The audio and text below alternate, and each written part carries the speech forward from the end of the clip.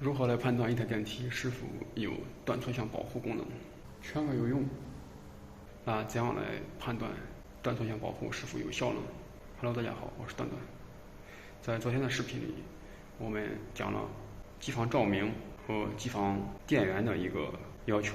今天我们来讲一下如何去判断一台电梯是否有断错项保护功能，还有怎样去验证断错项保护是否有效。首先，我们进入机房以后，要第一时间去分辨它这个控制柜里面是否有断错项保护设备。如果有断错项保护功能的话，我们打开控制柜，第一时间就能够指出一个断错项保护装置的位置，并且去观察它的一个状态、指示，还有一个接线是否正确。比如我们这台电梯的控制柜，当我们打开控制柜以后，我们第一眼就要能够分辨出这就是一个断错项保护装置，也就是称作相序继电器。它正常状态的话是亮的一个是黄灯，如果当断项或者错项的时候，它会亮一个红灯，这时候电梯它是不能运行的。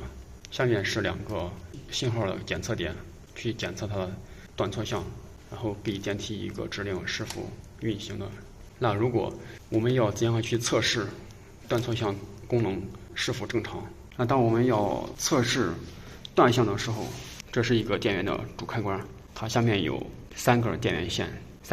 我们可以拆掉3根电源线的其中的一根，随便哪一根都可以拆掉一根线，然后送电，然后再去观察这个相序继电器是否显示红灯，然后我们再测试电梯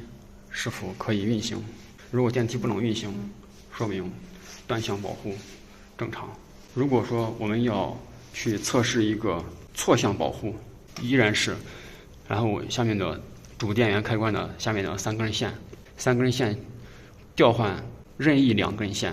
的顺序，然后送电，再去观察它的一个相序继电器它的一个状态灯是不是正常，然后送电去运行电梯，看一下电梯是否能够启动。如果不能启动的话，说明那个错项保护就是一个正常的。本期呢，我们主要就讲一下这个对断错项保护装置的一个要求，还有测试的一个方法。在日常的维修中，断错项保护也是非常重要的。所以在我们每次进行一个保养或者是巡查的过程中，要及时的去观察一个断错项保护状态灯的状态是否正常。如果发现有异常的情况下，必须及时检查原因，或者是更换断错项保护开关。本期视频呢就先分享到这里，对电梯感兴趣的朋友呢可以关注一下，我会每天分享更多的关于电梯维修的操作知识以及电梯安全知识。感谢大家观看，我们明天再见，拜拜。